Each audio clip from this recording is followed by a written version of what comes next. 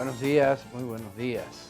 Aquí comienza Uno más Uno, su telematutino, con el propósito de presentarles a ustedes y discutir con ustedes las últimas noticias acaecidas en el país y en el extranjero.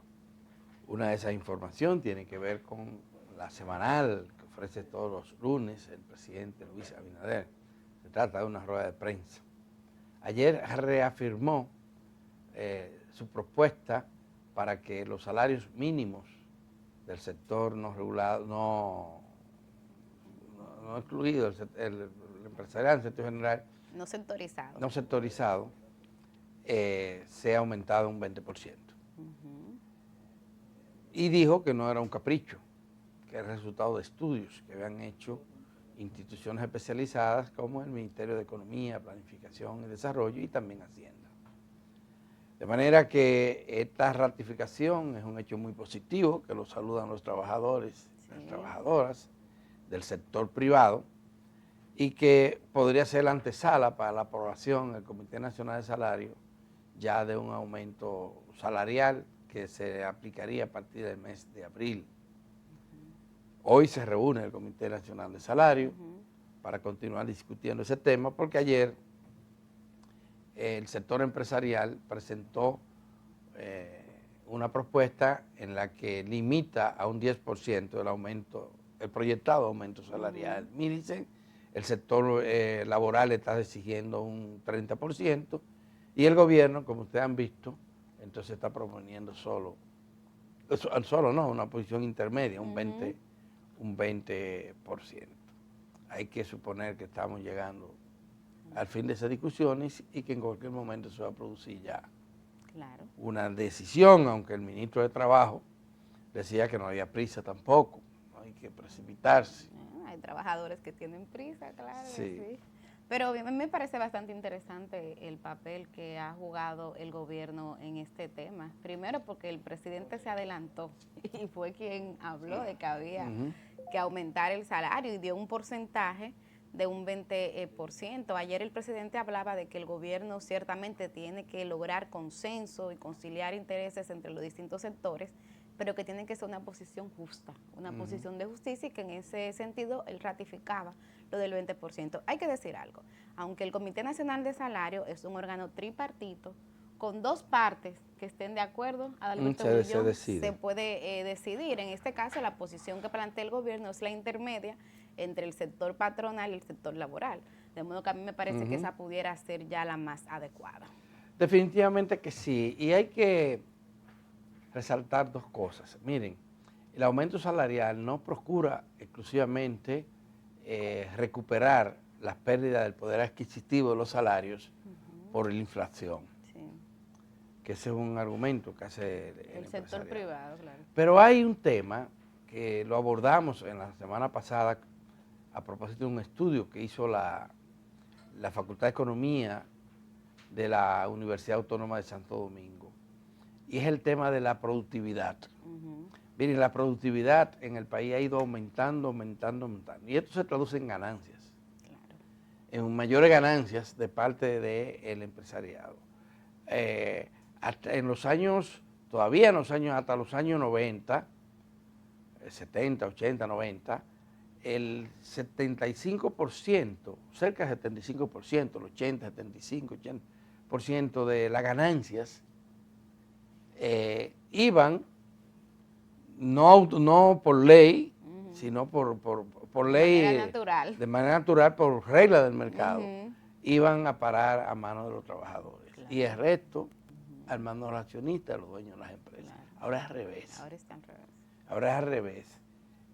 La inmensa mayoría de las ganancias se quedan en manos solo de los accionistas y los trabajadores, que son claves, son las piezas clave para lograr productividad y producción. Es la fuerza laboral de los trabajadores que cuando actúa sobre la materia prima, ¿verdad?, que es la que pone el sector patronal, pues es la que produce riqueza. Entonces lo más justo sería que esa riqueza vaya sobre todo a los trabajadores. Hay tres factores que intervienen definitivamente en la producción. Uno es el capital, ¿verdad? Sí.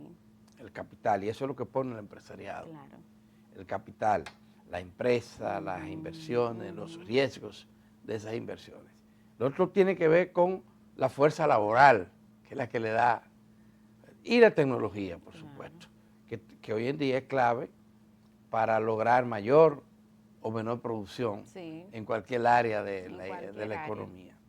Eso es así, pero ¿qué es lo que procura el gobierno? ¿Y qué es lo que se ha planteado a nivel internacional, no solamente nacional?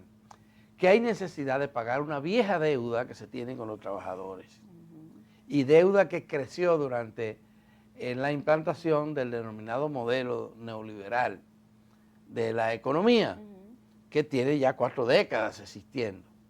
Y es esto de redistribuir mejor las riquezas, las ganancias, que se derivan, repetimos, de ese proceso productivo, en el que los trabajadores y las trabajadoras son piezas clave.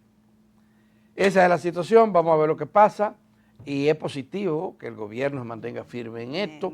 Pocas veces lo habíamos visto. Me ha sorprendido gratamente. Pocas veces lo habíamos visto. Yo quisiera ver al presidente y al gobierno como tal, así en otros temas, como pero el tema de la salud, por ejemplo. Tal vez el único antecedente donde un gobierno se plantea con firmeza la necesidad de recompensar esa deuda fue Balaguer en los años 90. Que hizo un aumento por decreto. Pero fíjense, el doctor Joaquín Balaguer logró reelegirse, algunos dicen con fraude, en el año 1990. En un momento en que el país estaba en una crisis económica terrible. Aquí faltaba alimentos, faltaba dinero para comprar combustible, que es algo tan importante. Aquí la economía estaba paralizada. Y sin embargo Balaguer se queda, que era el hombre que estaba en el poder desde el 86.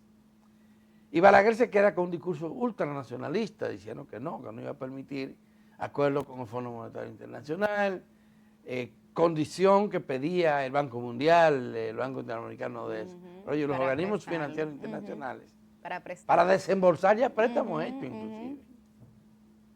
Sin embargo, cuando Balaguer llega al poder, no tiene manera de escapar a esa política y se ve obligado a tener que hacer una serie de ajustes en la economía. Esos ajustes implicaban aumento de precios, lo cual golpeaba más a la clase trabajadora. Y se estaba discutiendo si se aumenta o no se aumentan los salarios. ¿Y en qué monto? Bueno, para Balaguer. De manera unilateral. Lo aumentó. Por y decreto. Lo aumentó por encima del 50%. Y se acabó la economía. Y no lo hizo solo en el nivel del salario mínimo, sino en todos los salarios. Salario general. Claro. Eso fue un golpe muy duro para... Decía que se iba a quebrar. No pasó nada. Yo recuerdo siempre que aquí cada vez que hay problemas que afecten el comercio, otra cosa, se hablaba de la quiebra masiva de los comercios y sobre todo los pequeños. Cada vez hay más negocios, cada vez hay más colmados, colmadones, bodegones, lo que tú quieras llamarle. Cada vez son más. Porque los sectores empresariales y comerciales saben readecuar. En definitiva es el pueblo el que sufre o no sufre. Y que el aumento salarial se traduce también en un aumento de la capacidad, del poder adquisitivo de la gente. ¿Y qué hace la gente con ese poder adquisitivo? Consume, es compra. Aquí son pocas la gente que se puede dar el lujo de ahorrar. Y eso implica dinamizar el comercio y la producción. Dinamiza el comercio y lo vemos en diciembre. Cuando hay un sueldo extra, ¿qué hace la gente con ese sueldo? Compra. Entonces, tranquilos. Milicen, en otro orden, ¿viste la carta pastoral? Claro que la vi, de los obispos? Que la hacen todos los años con motivo del Día de la Independencia de la República. ¿Y qué te pareció? Bueno, me gustó mucho. Creo que los temas seleccionados son temas muy acertados, hablaron del tema del medio ambiente, de la seguridad ciudadana y del tema de la salud, que yo sé que es un tema que a usted le interesa mucho. Los 3 temas son bien abordados por el obispado, ¿verdad? A mí me encantó. Es la conferencia del Episcopado Dominicano, que plantea, siempre sus posiciones encuentran espacio para divulgarse y para debatirse. Bueno, el tema de los temas ambientales, el deterioro de muy bien seleccionados, el tema de la salud les preocupa a los obispos el deterioro de los servicios ¿Viste? sanitarios y llaman la atención sobre la necesidad de remediar Claro, y de esta algo que situación. usted y yo hemos venido señalando aquí en Uno más Uno, ellos dicen, no vemos una política clara en el sector sanitario. Usted ha hablado de que falta gerencia, de que falta alguien que conozca el sistema desde el punto de vista público, ¿verdad? Pues ellos lo dijeron ayer los obispos. No hay liderazgo. No hay liderazgo en el sector. Claro. El liderazgo se obtiene con temas. Claro. Es lo que siempre hemos discutido en la oposición política. La manera de diferenciar a un partido de otro, un gobierno de otro, son los temas. ¿Cómo tú manejas los temas? ¿Y cuál es tu agenda de prioridades? Sí. Y los obispos aquí están emitiendo esto. Yo creo que va a haber, si hay un sector que podría ser explosivo en los próximos meses y años, es el sector salud. Porque la situación ha llegado a un nivel muy grave. Bueno, estamos hablando básicamente de las desigualdades que hay en el sistema. Que son muchas. Porque el que tiene dinero, que tiene posibilidad, claro, aunque tenga que pagar un precio muy alto, aquí obtiene servicios de calidad. Aquí hay tecnología en salud, aquí hay capacidad acumulada dentro del sector salud, claro, ¿verdad? El tema es que eso es caro. Muy caro. Y escapa a las posibilidades de los más pobres. Y el Estado no ha hecho lo suficiente para proteger a esos pobres. No basta un carnet. Carnet no basta. Es necesario que el seguro sea universal, pero eficiente. Claro. Que permita el acceso a servicios fundamentales, y el obispado está diciendo que eso no está ocurriendo en estos momentos. Yo lo veía justo ayer con una noticia que publicó nuestra colega Altagracia Ortiz en el periódico Hoy, que hablaba de que SENASA está operando con déficit, hablaba de unos 2.500 millones de pesos. Y la respuesta que da SENASA, que ese déficit es en el sector subsidiado, que no es en el contributivo. Yo digo, y es que importan menos, pero importan menos los que están en el régimen subsidiado que en el contributivo. Claro. O sea, el tema de derechos es un tema universal. Entonces, definitivamente ahí se comprueba eso, Alberto. Ahí es. Bueno, eso fue a propósito de un trabajo que hizo también Bernardo Matías. Ah, ciertamente. Bernardo Matías, quien estuvo aquí en la semana pasada. Ese déficit, el SENASA, sin embargo, tiene reservas. Tiene reserva para afrontar cualquier situación, pero qué bueno el llamado de atención de la situación del SENASA. El presidente habló de eso ayer, en la semanal, porque se lo preguntaron. Sí, que es un tema importante. Y dijo que el gobierno central está dispuesto a emitir, a mandar para el SENASA, a transferir recursos al SENASA, para que este seguro público siga funcionando y siga prestando los servicios necesarios. Hay que decir que el SENASA es una gran, un proyecto bastante interesante dentro del sistema de salud. Correcto. Porque lo financia el Estado y además es el que menos discrimina. Sí.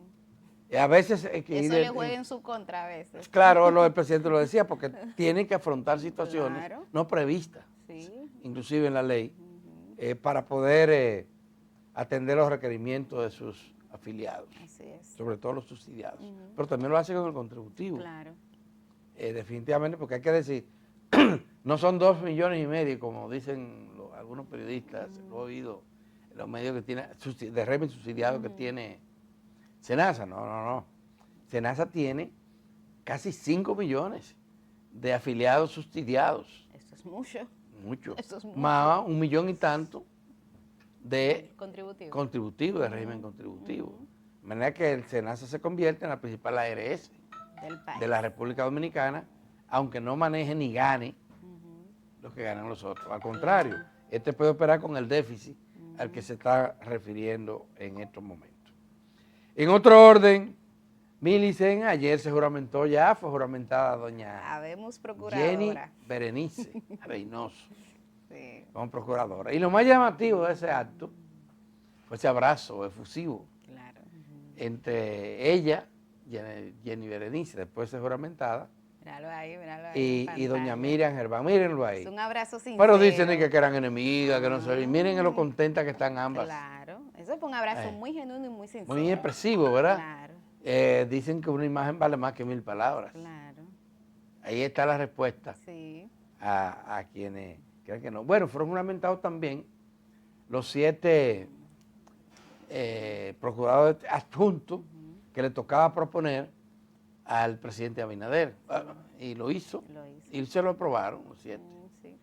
Uno de ellos, de lo que originalmente se había mencionado, declinó, Sí. y ahí mismo presentaron otra. Otra en este caso. Sí. Y fíjense un hecho que sobresale.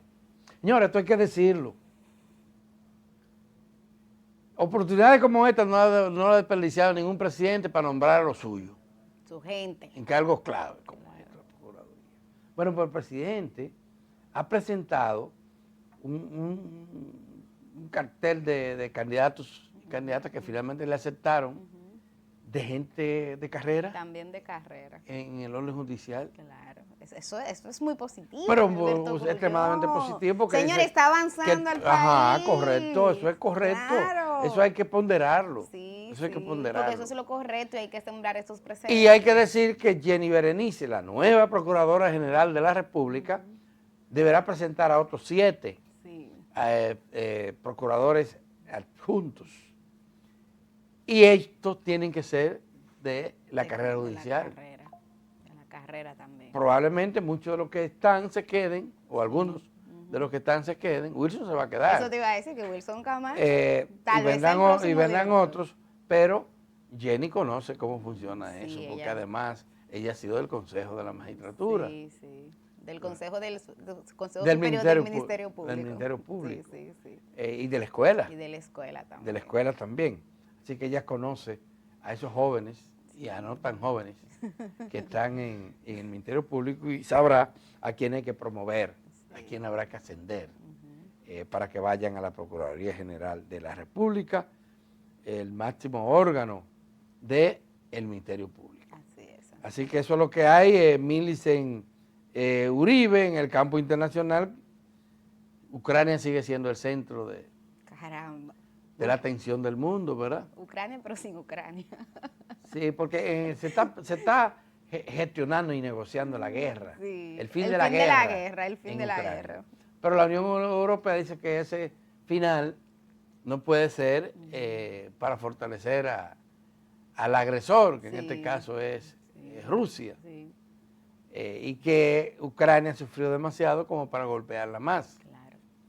Y Trump como que no entra en eso. No, para nada. Lo que quiere es mejorar sus relaciones con Rusia, que son relaciones fundamentadas en el comercio. Pero además, Trump le gustan esos regímenes duros. ¿Tú te has dado cuenta de eso? Claro, lo vi en Alemania. En Alemania le estaba pujando por la extrema derecha. Así es.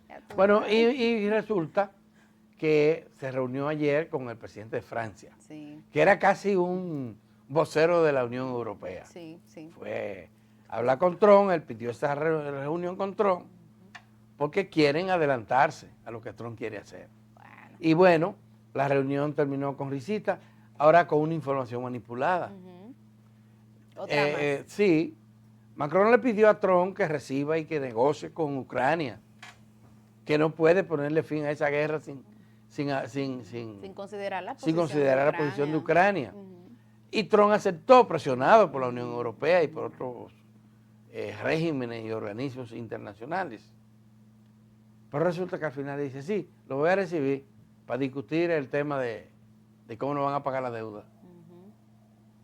Eso es una manipulación. Totalmente. De los hechos. Totalmente. Totalmente, porque eso no puede ser la prioridad. Ahora Trump quiere cobrar la inversión multimillonaria que hizo Estados Unidos para iniciar esa guerra y para mantenerla durante 3 años, que eso es lo que se cumple ahora. Sí, 3 años. 3 años de guerra.